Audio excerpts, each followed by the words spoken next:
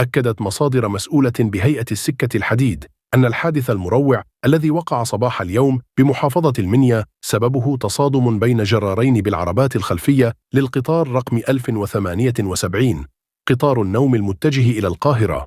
الحادث وقع بالقرب من منطقة ماقوسة، وهي منطقة تقع على مقربة من محطة أبو قرقاص في المنيا.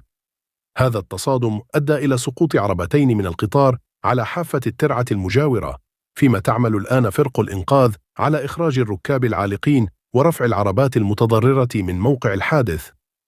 الحادث أدى إلى توقف حركة القطارات تماما على خط القاهرة أسوان، وهو أحد أهم الخطوط الحيوية في البلاد، مما أثر بشكل مباشر على حركة القطارات القادمة والمتجهة جنوبا وشمالا.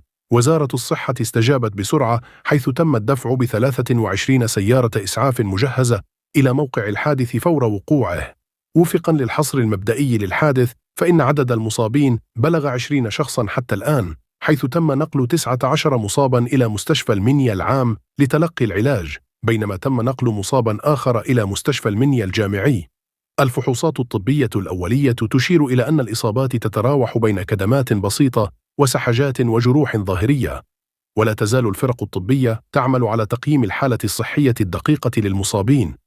ورغم خطورة الحادث، فإن الأخبار تشير إلى أنه حتى الآن لم يتم تسجيل أي حالات وفاة، وهو أمر إيجابي وسط هذه الأجواء المأساوية.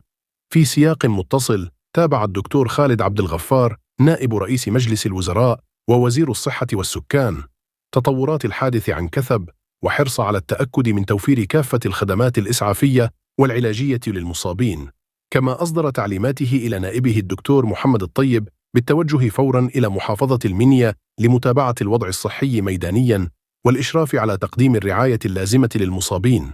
الوزير كذلك وجه برفع درجة التأهب الطبي في جميع المستشفيات الواقعة ضمن النطاق الجغرافي للحادث، لضمان جاهزيتها التامة لاستقبال أي حالات جديدة.